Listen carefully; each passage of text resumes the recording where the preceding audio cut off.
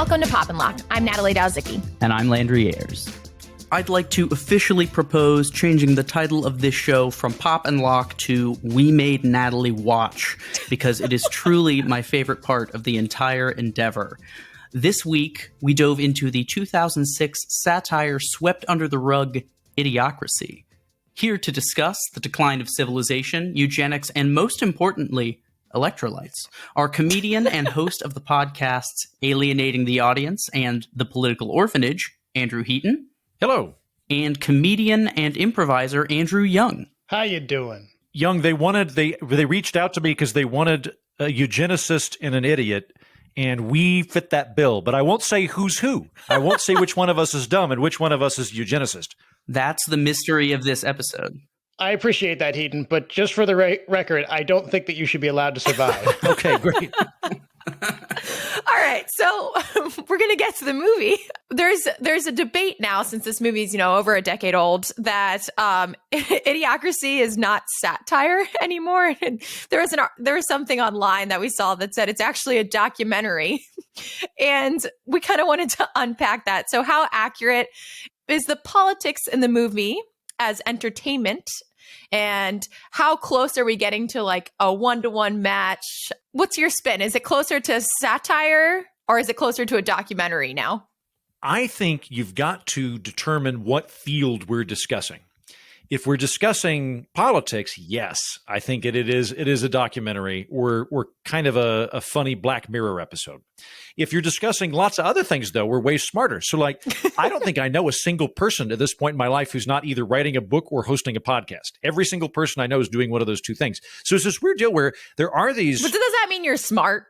No, but none of us are smart. It does at least belie like an attention span, right? Fair. If you believe that your voice is worth hearing, you must be smart. Yes, exactly. Yes, that is the whole edifice of media is predicated on that. Like, my voice sounds resonant, so I must have a master's degree. So it's weird where I think there's two phenomena happening. I'm very much on the Matt Ridley, Steven Pinker side of things. The world's getting much better, and that by any metric that you want to look at things, the short term might be dark, but the long term's almost always better. We're less racist, we're less stupid, we're more educated, we're more literate, all those things in the long arc. I think that's happening on a big societal level. When you get into politics specifically, though, I think we have lots of incentives and mechanisms that reward people for being loud and reward them for being tribalistic and reward them for being stupid.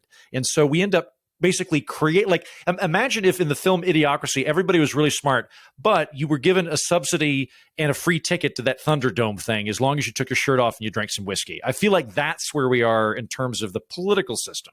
I think I pretty much agree with that. On the curve of suffering overall, maybe not on a individual level, like when looking at maybe countries that don't have it as well as we do. But even then, when graded on a curve, I think generally speaking, we've improved. And I think you just have to look at recent events to get a sense of whether or not the politics feel accurate. I think as we get more disconnected as a people, which you'd think we'd be more connected because we have more things like this, like Zoom, like like Zencastr specifically, that we can connect with. Even still, I feel like people self-isolate a lot more, and so the idea of like communal concern and communal ownership starts to disappear in people's brains. And so they just put it on something, they put politics on someone that gets the most attention rather than someone that I feel like social consideration, like as a people, has declined. The other thing I'll add to that, Young, is that people are smarter and more educated now than they were 100 years ago. When you look at like IQs and things, IQs have been on the rise. So no worries about the specifically mentioned IQ chart in Idiocracy. What I do think has happened is weirdly uninformed and stupid people feel very liberated to shout their opinions at this time in a way that I don't feel is appropriate. So like if I came on, I don't know, a hydraulic engineering podcast and I just had really, really strong feelings on artesian wells. And they're like, do you know what an artesian well is? And I'm like, I don't, but my God, I have feelings. And I'll tell you this much. I hate these people that don't like artesian wells. And I want you to reward me and give me likes on Twitter. Like we don't do that in any field. But for some reason, economics Economics, you're totally allowed to do that. Of like, have you ever read a book on economics? No, I've never read a book on economics, but I have lots of thoughts. So like there is this weird like inverted bell curve kind of thing where I don't like, and I interview a bunch of experts. Do you know who doesn't get freaked out about things? Experts. They don't get flipped out. But like you talk to a stupid person, they flip out because politics largely exists and economics largely exists as excuses for stupid people to get loud. That's a fair point. I guess the biggest thing that like sticks out in this movie is like this whole idea of like, obviously, like we're no longer going to be intelligent beings and the world's overpopulated. We're going to be drowning in our own trash, you know, whatever, our garbage avalanche is going to take out half our population. And this might have been more prevalent of an issue in early 2000s when this movie came out, is the idea of like overpopulation is coming after us, that there's no space for anyone, and that, well, now we're reproducing like crazy and it's only the dumb people that are doing that. But I think there's this sentiment in this genre in general that it's all negative. The future is negative, and you know we're heading towards the end, or we're heading towards humanity's decline. And I just don't think that's the case. And there's been a lot of work done about are we actually overpopulating the earth and that kind of stuff. That's just false at this point. We're actually by like mid-century of this year, we're not going to be replacing the amount of people that are going to be passing away. So this like myth of like overpopulation is very prevalent in this movie. And I guess is that like a marker of the time, or do you think people still have that real fear? I think that's innate. I think that goes all the way back to Malthus. Yeah. Thomas Malthus had this idea that human beings are basically deer. And if you give a bunch of deer a field, what are those deer going to do? They're going to mate and eat that grass, and they're just going to keep eating grass and cranking out whatever baby deer are called, foals, maybe colts, young fawns. Thanks. Yeah, does. No, that's a female deer. No, those are female deer. They're going to keep making females, and we're against female deer specifically. They're going to keep cranking out those foals, and they'll keep eating the grass. And the only thing that's going to stop the process from happening is either the deer are going to starve to death or they're going to go to war, as deer are wont to do. And so there's this assumption that we're going to do this. I think it's oftentimes rooted in this kind of anti-humanist philosophy of people suck and we're so stupid. And like it turns out, no, like we, as you point out, we are about to reach peak fecundity, which will happen presumably in my lifetime. Did you make that word up? No, I read it one time and I said it in a lecture and everybody laughed and I went, oh wow, this is a smart people funny word. And so I went ahead and took it. Fecundity means horny. Except in terms of like output, I think horny output, I think is a good translation for fecundity. But what tends to happen is when you've got poor agricultural societies, you need to crank out kids because you need literal farm hands to keep from starving to death. And then when you get up to the next level where you don't have that anymore, now you know that it makes sense to have fewer kids, because if you have 15 kids, you're not going to be able to provide for them as well as if you had 6 or less. And then when you get to the first world, you're like, oh, we could have one kid and go on vacation to Italy, or we could have 2 kids and not go on vacation. And we really like them vacations to Italy. So basically there's an inverted corollary with economic progress, where the more economically advanced a society gets, the lower the fecundity rate gets. I suppose people are equally horny, but they use birth control more. Or the rotations of the moon, or whatever people do for birth control. So as represented in Idiocracy, it's not that it's not the right time to have a kid. It's that we'd rather go to Sorrento. Yes, that's right. That couple totally would have thought that, though. Like if they already had a kid and they were like, you want to have another kid? They're like, I don't know. Well, we're putting so much money in our 401k, and we, once the kid's out of high school, we think we can probably just buy a boat. Like, yeah, that's absolutely what's happening.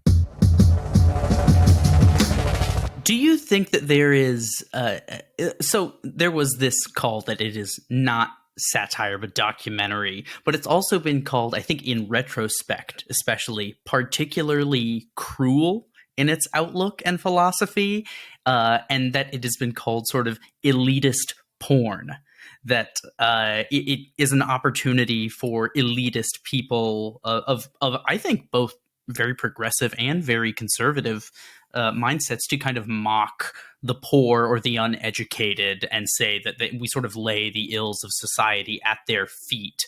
Do you think that this movie is kind of cruel in its disposition in that way? I mean, I know, Heaton, you've talked about this before on another Libertarianism.org podcast, Free Thoughts, that comedy isn't necessarily about the punching metaphor, whether it's punching up or punching down.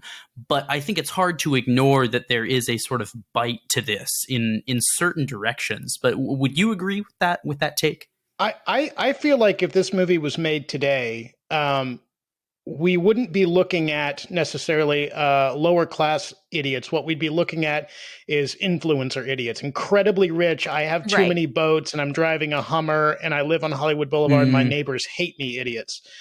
I don't really feel like this movie is not attacking class necessarily. I think it's attacking willful stupidity.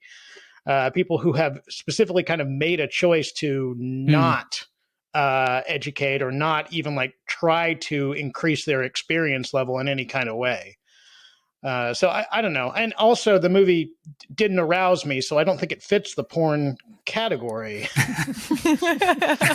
It's a great question, Landry, and it's something that I thought about, not necessarily about the morality of it or the trajectory of where the humor is aimed, but just the mechanics of the film. So, rather controversial opinion, I don't find the movie very funny. Now, I'm not offended by it. It's not a situation where I watch it and I'm like, oh, this is horrible. I just don't think it's that good. Now, I don't think it's awful either. Like it wasn't like a, spit it out of my mouth level bad. It was just, I'm going to give it like a C plus, B minus.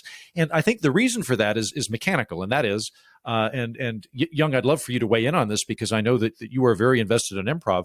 To keep humor rolling long term, it doesn't really work very well to make fun of somebody that's stupid or drunk. So like if Young and I, once a year, we do an improv team where we do historical improv. When we're doing that, we know that it just, not in a morality sense, not in a this is mean or not mean sense, but just in a does this work kind of way. If I come into a scene and I'm drunk and falling down and that kind of stuff, it's funny for the first time. And then after that, you really can't go anywhere with it. And stupidity works much the same way. So when they're all stupid, like it could work where if you had a stupid character, so there's contrast, there's juxtaposition and things like that, it would work okay. I didn't think it worked that well, the kind of gawking element. There were one or two moments where I was caught off guard and the surprise made me laugh. But when it was just like, yeah, these people are really stupid, I never found it that funny. I rewatched it this week just to refresh myself since I hadn't seen it since it came out. I kind of agree. There were definitely moments where I got a little chuckle out of something that I'm like, oh, that's a funny way to say that, or a funny way to show that. Like there's a lot of cool visual gags in the movie. Right. Yeah. But yeah, when you have a whole bunch of people that are just blanket stupid, don't seem to have any agency. So it's almost not like they're making choices. It's just they're running on like a kind of robotic default of like, I don't know. Moreover, Luke Wilson's character is not particularly smart either. So it's not like you have a very extreme contrast. You have people out of 4 and then someone out of 6. Mm-hmm. So yeah, the satire to me didn't hold up as well as I kind of thought it would when I saw it as a. Yeah. How old was I? Too young. So that said, in answer to your other part about it being elitist, I think it has elements of that. I don't think it's not.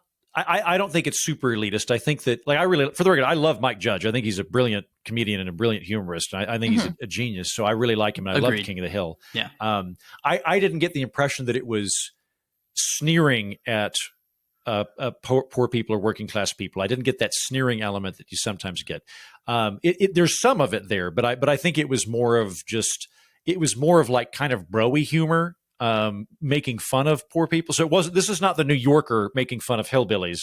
This is bros, like people who like prank videos making fun of poor dumb people, right? So it's kind of, there's a different element to it. It's a little bit more lateral. That said, though, it exists quite a lot in our culture. And a lot of the time it's this kind of weird sleeper thing where like when I was in New York, I rarely get offended by comedy, but like I was in a couple scenes where the joke was that like somebody with an accent like this is saying smart things. And I'm like, so all of my relatives are just stupid, and it's hilarious to you that if you've got an accent, you could be smart. Like I'm offended by this. My Uncle Dan's a very smart man, but he kind of sounds like that. So I think this does tend to happen, but it tends to be very like socioeconomic, and it also tends to be more regional, whereas this didn't have any regional element whatsoever. They do have the White House at one point, but there's no element where Luke Wilson's character's from, I don't know, like California, but all these yokels live in Alabama. And a lot of the time, humor like that tends to take on that pretension, where like Appalachia, the South, anything like that, there's a kind of classist element to it that is sort of abrogated because, well, we're making fun of white people, so it doesn't count. Right. And there's this weird kind of like almost multicultural angle that is present throughout the film, where you have this very dense urban network of people. You've got a lot of sort of like linguistic mixing, where there's this like, there's a kind of like a cholo element to it. It's like, and the white people are all like Florida panhandle white trash. Like it's this very specific, like there's not really any like Southern Alabama characters. There's not any like Virginia. It's all like people who own jet skis, which by the way, that was a really funny visual when they cut to Washington DC and the Washington or the Lincoln reflecting pool just has a bunch of jet skiers in it. Like that was really funny. That did make me laugh out loud. The sight gags, I think, are the strongest part of the movie. I think by far, because it builds the world, but it doesn't really. It's that's just like there I mean gags. That's the whole reason like the whole Costco thing is there, because like I think the like visuals like the Costco, the Starbucks obsession, and I hope we get into like the healthcare system. But like going back to what Young was saying, I don't necessarily think it had this been released today, for example, I'm sure it would turn a lot of heads and be like, this is like not cool. But like, I don't think it would be the way I viewed it. I don't think it would be as funny. Like, I think it would have been funnier for me to watch it back in 2006 than it was for me to watch it today. I think it would also be irresistible for people making the film to not highly politicize it, or that is to say, to not militarize the stuff, so that the stupid people are very clearly going to have a political orientation, and the smart people, and they really didn't have that in this one. It just, I mean, you could maybe guess and stuff, but it really wasn't very clear. Like you never got the impression that was really built into it, which might be owed to Mike Judge. Mike Judge, I don't know what Mike Judge's politics are, but his like, are you all familiar with Arnold Kling by chance? Yeah. Great. I am a big fan of Arnold Kling. Three languages of politics. Three languages of politics. I am a Kling acolyte, a Klingon, as we say in the community. I don't know who this is. May I fill you in? Yeah. Yeah, give me some beats. Arnold Kling wrote The Three Languages of Politics, as noted by our friends here. And his premise is that progressives tend to understand things in terms of victim versus oppressor. Libertarians tend to understand things in terms of voluntary versus coercive, and conservatives tend to understand things in terms of civilization versus entropy, or civilization versus barbarism. But basically, civilization versus bad, right? Well, like, what is it? What is Idiocracy? It's a tale about civilization declining. It's actually a conservative narrative in a vague way, but I would say that it's more conservative than, say, notice that there was no evil business villain in this film. There wasn't like if this had been made by somebody else, you would have like the Lego Lord Business kind of Mitt Romney looking guy, and he'd be bad because he's but like the CEO in it's like the guy from the Gatorade equivalent. He's never in there. And like King of the Hill, which is by Mike Judge as well, I would argue is conservative humor. It's a very good example of very funny conservative humor as opposed to progressive humor, of which there's much. But for that reason, my guess is that he's not quite thinking about it. Plus, 2005 was also just less political, which was a nice thing about 2005. Also, I mean, to your point, Office Space is about the rise of the greatness of construction workers. So, I just watched that movie for the first time 2 nights ago. What? And we haven't talked about it?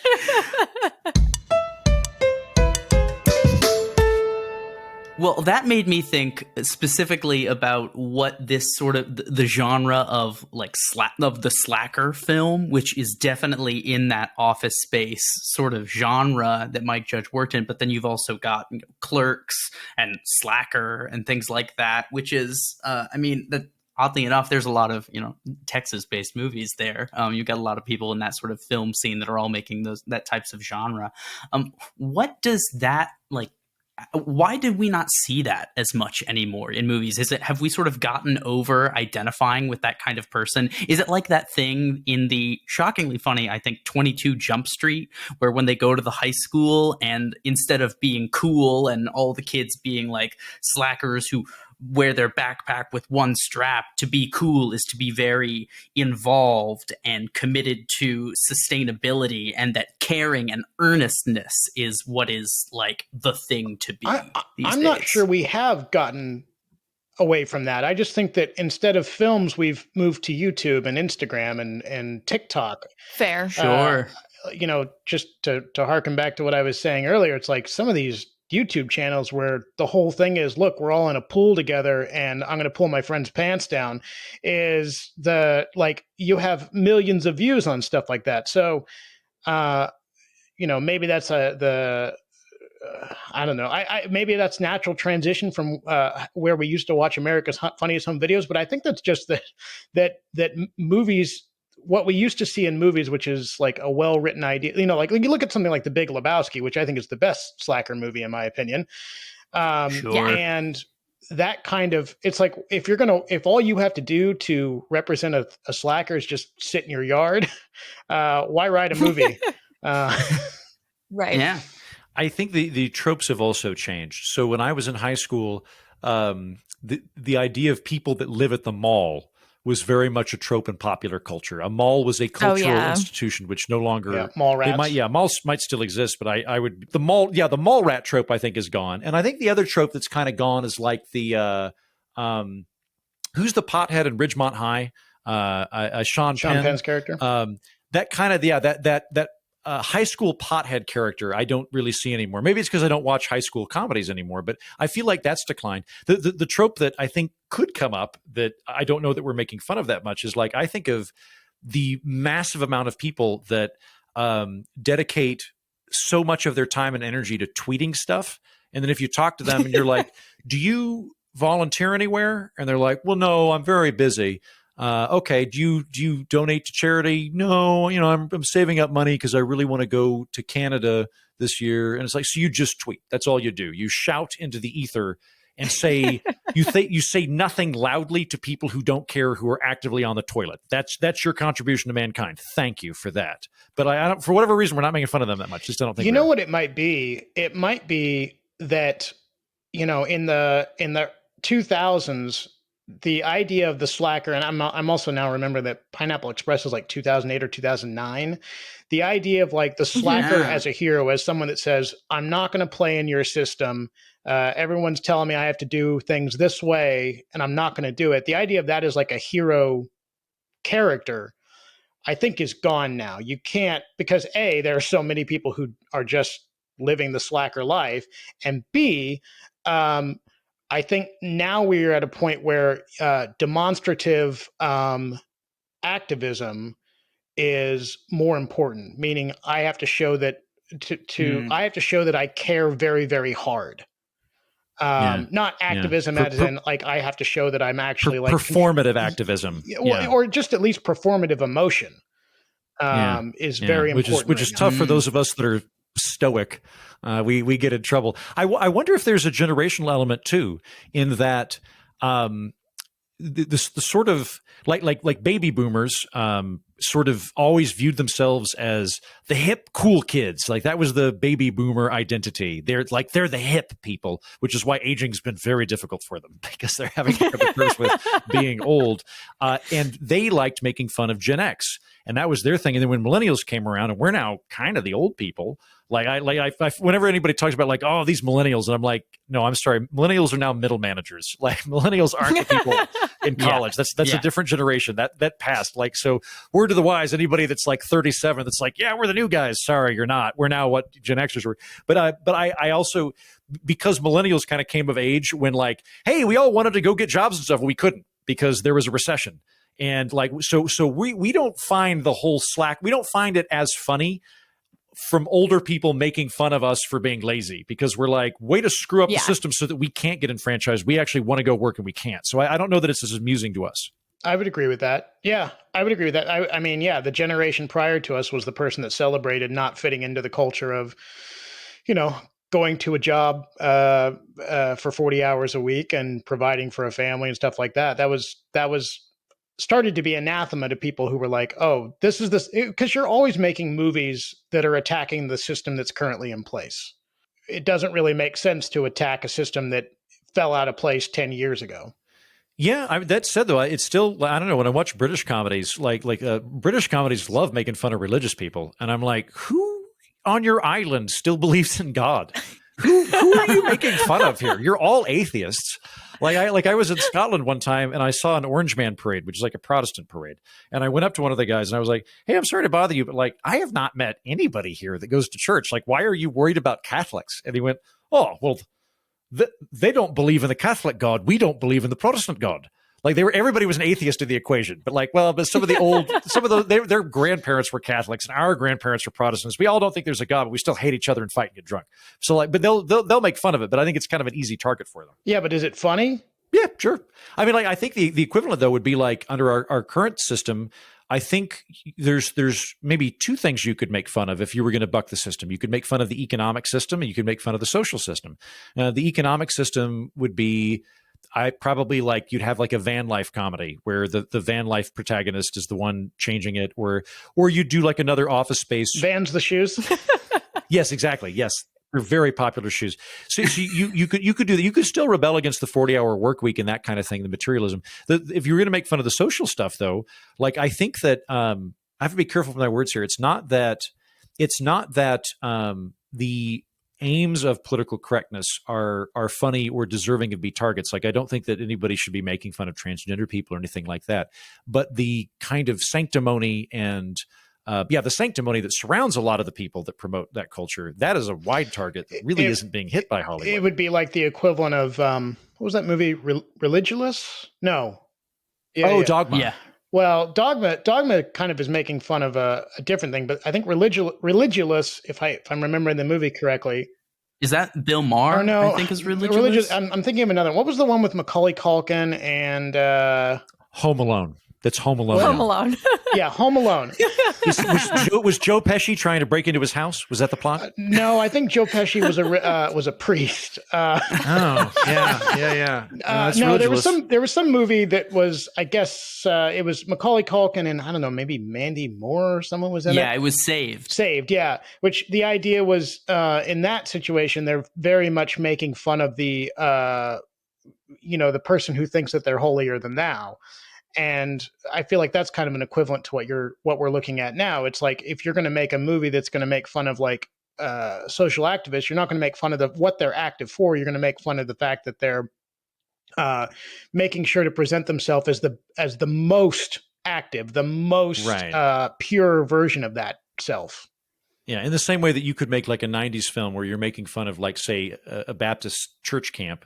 You're not necessarily making fun of the doctrine, but you are making fun of the, camp counselor that's holier than thou, but is also having sex with, multiple people at night and doing drugs and things. You're making, again, the hypocrisy and sanctimony are always good targets for comedy and should be. Was anyone else surprised that there was still a White House? Of all things to keep, why did we keep the White House? I would have expected them to change the color. Right. Yeah, camouflage or that gold. Was a missed opportunity. Yeah, hot pink. Oh, well, I think it might have something to do with you still, even if you're going to kind of change the state of the world, you still have to have touchstones for the audience to be like, well, okay, I recognize this, but it's different. So showing the White House with an above ground pool and a broken swing set in the front is like, okay, I understand that this is now the white trash house, right? Also, Young, you would know this better, but did they just blatantly take the soundtrack from Planet of the Apes? Because I feel like they were using the Planet of the Apes soundtrack, which I think was probably intentional. Oh, it wouldn't surprise me. Were there a lot of, I don't remember it specifically, were there a lot of drums? Minor key piano riffs. Yeah. There there were a lot of like dun dun like anyway. Yeah, I mean, I'm out of my expertise there. The composer, I think, was Theodore Shapiro, and that wouldn't surprise me if he was making reference to things specifically, especially because it's like Planet of the Apes is the same. It's the same narrative, more or less. It's a guy. Same movie. Yeah, it's the same movie. You know, the difference is, we have people who stack TVs on top of each other or apes. So it's just rather than being an emergent shift where the apes have supplanted the humans, it's a downward shift where the humans have become apes. And there probably aren't any apes left in this world except for the ones they're testing the erectile dysfunction pills on. Right. Yeah. Or alternately, there's probably a state in the union that has a chimpanzee for governor, like that kind of thing, where they only occupy very high or very low positions within this world. Hey, don't joke. Harambe got a decent amount of votes in 2016. That's true. Harambe did pretty well. Like 10,000. R.I.P. Yeah. He would have been a great president. It's a real shame. I'm voting for him in 2024. One thing I did, you had mentioned the training system for becoming two things: the healthcare system and the fact that guy becomes a lawyer. From Costco. Costco. I didn't say university; he just says he got his degree here. So I am wondering what is the civic setup of Costco? Was it its own city? That's what it seemed like to me, is that it sort of became it just became like urban sprawl at that point, but it was just Costco sprawl, and these like Blade Runner-esque towers of scaffolding have risen into the sky and extended to infinity. I guess it could happen. I just wonder, there are police in Costco. Are those Costco police? Are they? Is that the natural evolution of the standard Costco security team? Is they become their own police force?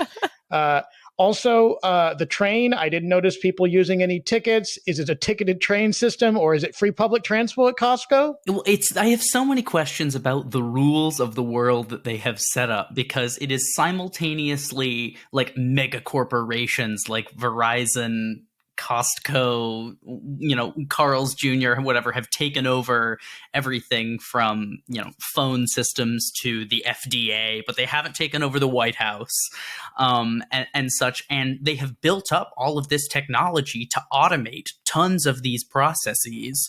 And then at some point there is like a drop off where everyone just says, all right, they will be semi-functional in perpetuity as long as we have someone to press like a picture button that tells someone where to go in the hospital.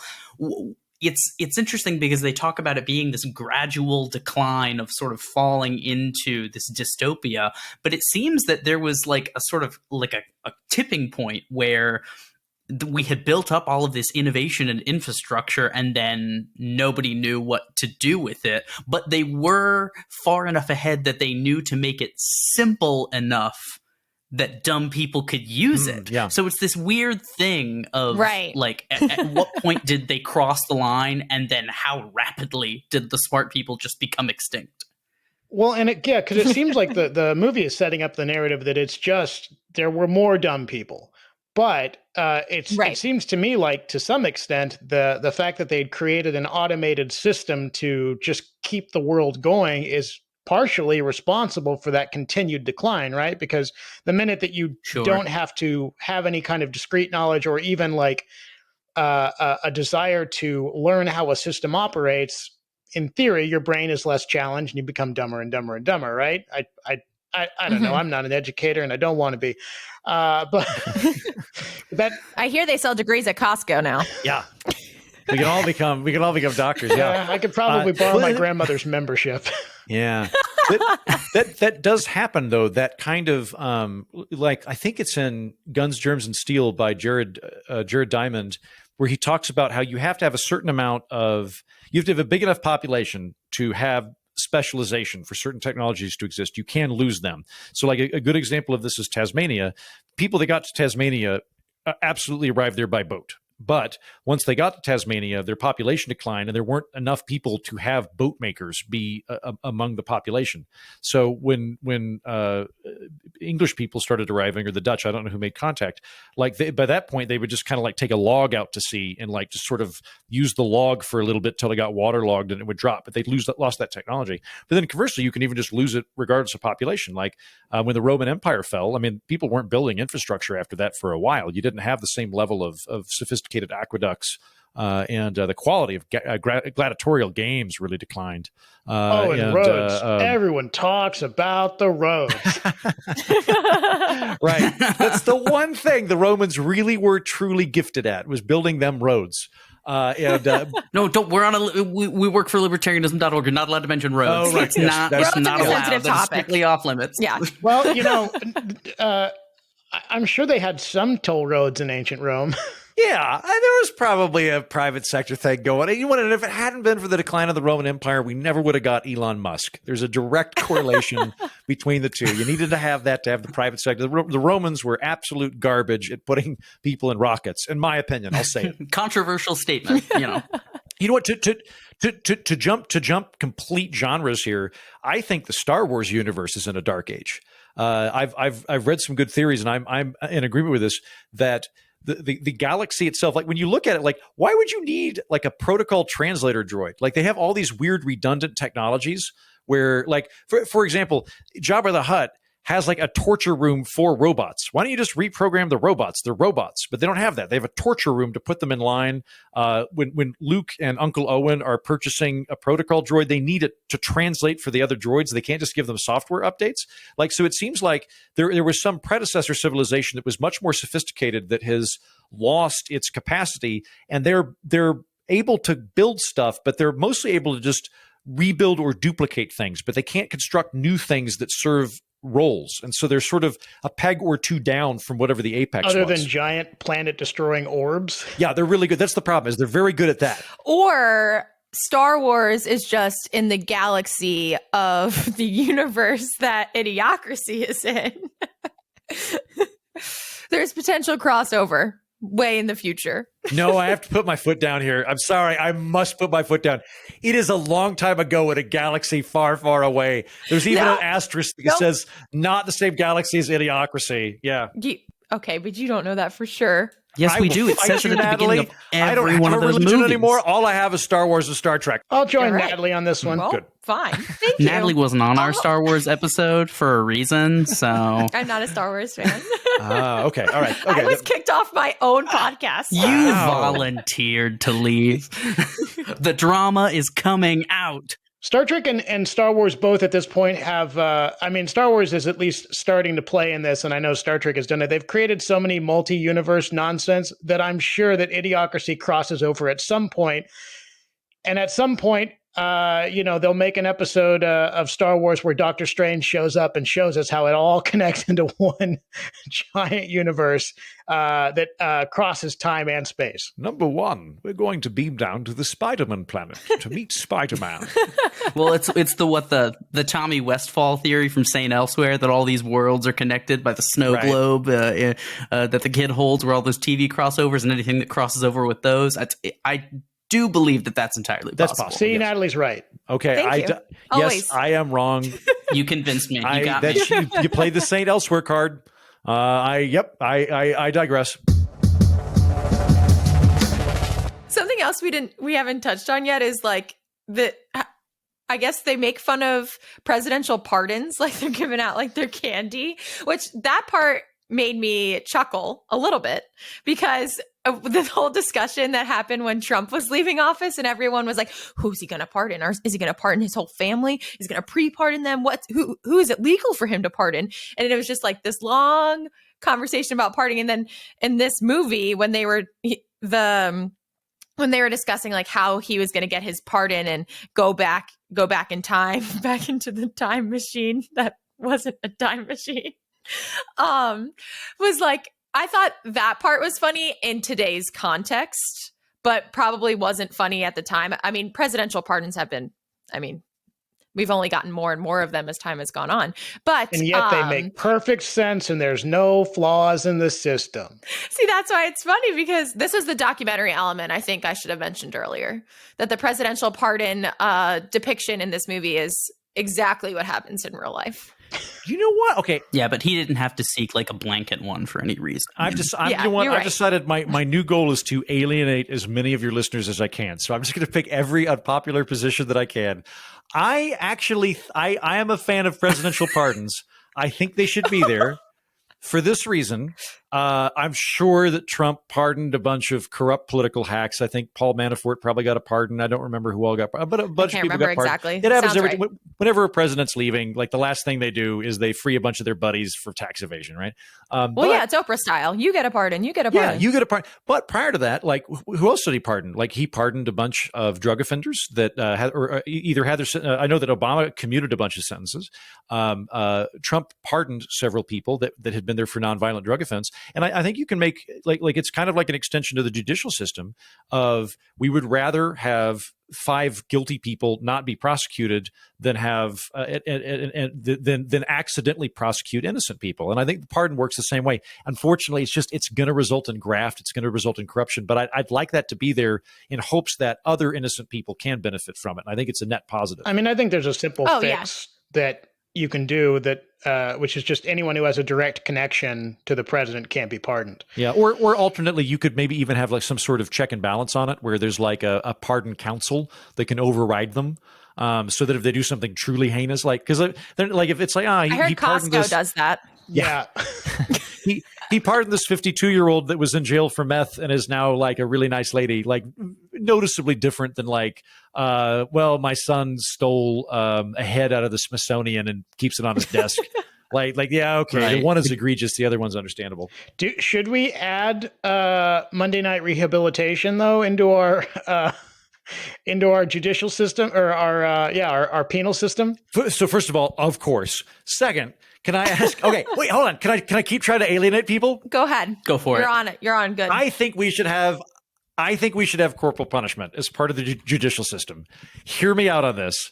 I think that there should be an either or option you can do where the judge says we're going to send you to prison for like nonviolent crimes, for things like tax evasion, things like that. We're either going to send you to prison for 6 years or you get caned. You can do either one of that. Because I would pick caned. I don't want to go to prison for 6 years. I actually think it would be more humane to give people. I would never make the violence obligatory. I would never, ever, ever do that because that's sick and twisted. But I would actually leave it as an option available to people if they didn't want to do the time.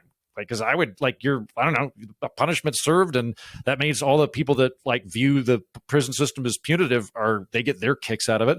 But also, we don't have to spend tax dollars. You'd offer caning as your choice. that was the violence of all of choice. The things that you choose. I would probably do spankings, I think, is what I would do. But I guess you just have a really burly person. I don't know. I haven't thought about this entirely, but actually... You'd also have a lot of people itching to do crimes at that point, I'm sure. You'd get a very interesting sort of new, not prison population, but a lot of people getting charged. So follow-up question. Are monster truck rallies still a thing? Because I remember them being a thing when I was a kid. If I just become such a spiraling elitist that I haven't seen any advertising for them in 20 years? Yeah. Is that what's going on? They still have monster truck rallies. They still have NASCAR. They still have... I knew that one. Yeah. What are other things that you would have ignored as you progressed into the Tweed universe? Yeah, that's right. Yes, I've got a deeper into the Tweedosphere. Do you jog in the Tweed, Heaton? Yeah. Well, I put on my Tweed jogging suit like any respectable college graduate. They're separate. There's two separate things. He's got separates. Yeah, it breathes. It's got patches on each cheek. It's got butt patches, elbow patches, and back of the knee patches. All of my joints are very sensitive because I'm a smart elitist. Back of the knee patches, the most worn and exposed part of the knee. Well, your idea about corporal punishment makes me just wonder that, I mean, in theory, that does sound great, but of course we would just find a way to turn that into a sort of plea deal scenario where we've just we're going to incentivize. Yeah, or the other thing we could do is like the legislature could go, okay, for this particular crime, it's either 6 canings, which will probably debilitate you forever, or 500 years in prison. Which one do you want? Yes. So, okay, you know what? I retract my shooting from the hip proposal. I am now. There's no way that would be enacted right. Against the thing I said I was in favor of because I can evolve over time. But you became smarter, not dumber. Yes. In my case, it's always a one-way trajectory. I become more virile and more intelligent with each passing day. We're going to have to add this to the catalog of Heaton's 2-minute complete change of mind. Of a 180. Just a complete 180. Yeah, you're right. Now I'm completely against that thing. And now for the time in the show where we get to share all of the other things that we've been enjoying with our time at home.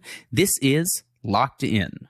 Heaton, Andrew, what else have you been enjoying during your time at home? Locked in, anything, movies, TV shows, music, games, anything else you've been doing with your time? What has been filling the void for you? Yeah, I guess we're coming to the close of this period. So I've read a bunch of books. I just finished a book called I, Claudius by Robert Graves, which is a great, I love historical novels. This one's about a Roman emperor, which is delightful. And then conversely, I read a science fiction book that I enjoyed called We Are Legion, We Are Bob, about von Neumann probes and cryonics. Very good thing. And in terms of the only kind of media rabbit hole I went down during the pandemic is a friend of mine and I attempted to watch a zombie film from every country that has produced a zombie film.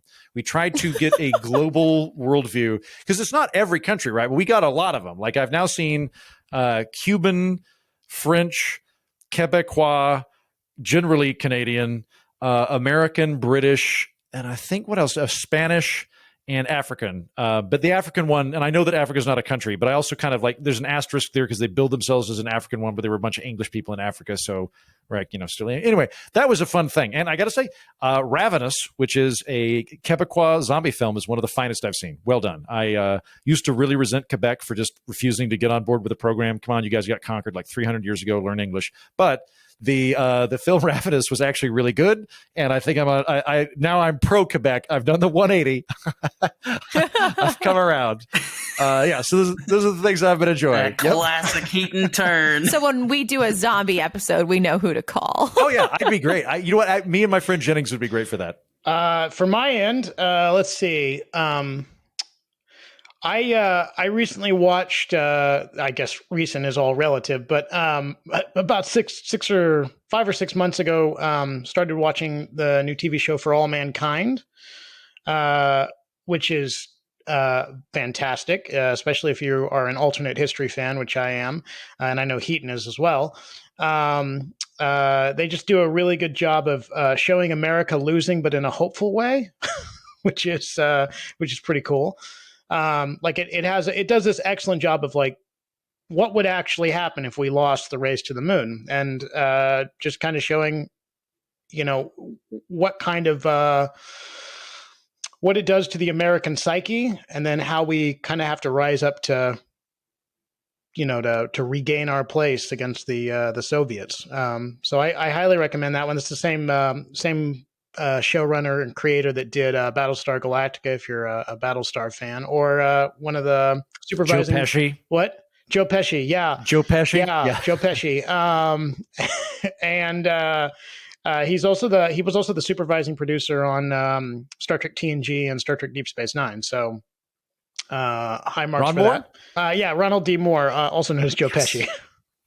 Yeah, that's right. A lot of people don't know Ron Moore and Joe Pesci. It's one of them's just a stage name. Same person. And a mask. Very talented man. Very talented man. The other thing that I recently read, which I really enjoyed, was The Splendid and the Vile, Eric Larson's biography on Churchill, which was fantastic. Churchill was just an interesting dude. And it does a good job of showing. You have to look into that fella.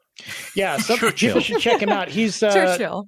He's older, meaning in the past, not of age.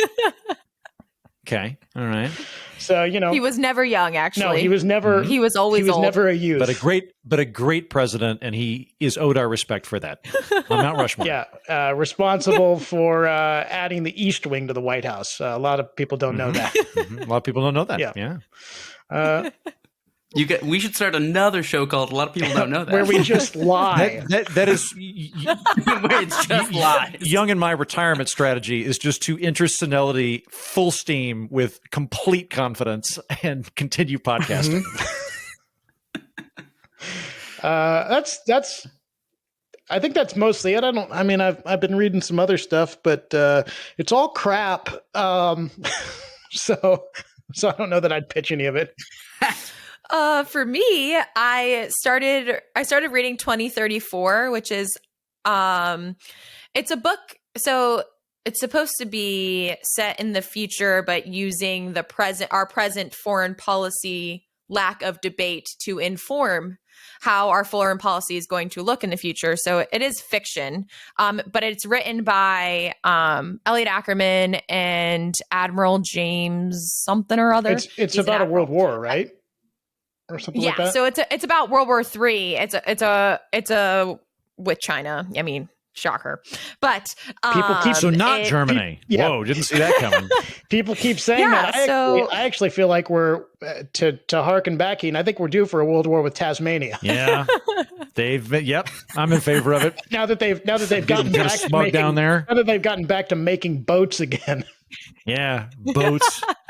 They're no longer waterlogged, so now they're a threat to America. It's hot during Christmas down there. That's not right. That's perverted. For other stuff I've done, I meant to start watching Home Economics, which is a new ABC show. I've heard mixed reviews. We'll see. It's from the same creators of Blackish and Mixed-ish. Is that the other one? Mixed-ish, because the joke they made about the Home Economics was they were going to call it was going to be another ish show. I think they were like doing like home-ish, and then the commercial was like, we can't have another ish show, too many people won't watch. But yeah, so I'm going to start that. I would have called it domestic-ish. You should pitch that to them, trademark it. Yeah, I have a friend. I actually have a friend Roman emperor. Yeah, I have a friend who writes on Mixed-ish. I'll send him a message and just say, hey, listen, they should change the name of the show now that it's already aired. yeah, that goes well. Yeah. Oh, and a show that's not very good that I watched is Manifest, which is one of those like classic plain TV shows where you did not said that it was bad the last time we talked on this show anymore. Before that happens. They ruined it. That happens a lot. You did the heat and turn. This is my 180-degree heat and turn. It's not good anymore. If we can figure out a way to positively brand flip-flopping to where it's like a sign of strength and leadership when I do it and then associate my name with it, that would be great. I would love for that to be a thing. Heat and turn. Moral flexibility. And then you can rehabilitate John Kerry. I also an Eric Larson book. I finally got on board and read Devil in the White City. That's a good one. About the World's Fair and H.H. Holmes. H.H. Holmes, the seedy goings on there. Very, very interesting stuff had been recommended to me so many times. And I finally got around to blazing through that. I also, music-wise, the musical artist Sammy Ray, if you like sort of funk jazz kind of stuff like Lake Street Drive or Hiatus Coyote, just really, really amazing voice, top-notch production, sort of big band, new jazz stuff. I highly recommend the song The Feeling or Kick It To Me. Those are really, really great. And I'm still playing a lot of Red Dead Redemption 2 because I'm just living out my fantasy of being a cowboy and being much, much tougher and grizzled than I ever will be. And wait, is it a Western zombie game? There is one of the ones before it. They did do a zombie game. They did a zombie version of it, but this one is just straight. I don't want to be shooting Native Americans if it's like a Western cowboy game. That sounds bad, but I'm okay with zombies. There are clan members in the game, funny enough, that... can you shoot them or no? Well, you can. You can shoot everyone. As it should be. It's not... But that's how it guns will work. Either give you bonus points or deduct points from your honor rating. But if you kill members of the clan, you do not lose points to your honor rating. Oh. I was also going to recommend if you're getting on the Eric Larson train, In the Garden of Beasts is fantastic. It's it's all written from the perspective of the American ambassador in Berlin in the lead up to World War II, and it's real cool. I like that. I liked his writing a lot. I hadn't read any other Erik Larson before this, so I really enjoyed it. Thanks for listening. As always, the best way to get more Pop and Lock related content and to connect with us is to follow us on Twitter. You can find us at the handle @PopandLockPod. That's Pop, the letter N, Lock with an E like the philosopher, Pod. Make sure to follow us on Apple Podcasts, Spotify, or wherever you get your podcasts. We look forward to unraveling your favorite show or movie next time. Pop and Lock is produced by me, Landry Ayres, as a project of Libertarianism.org. To learn more, visit us on the web at www.libertarianism.org.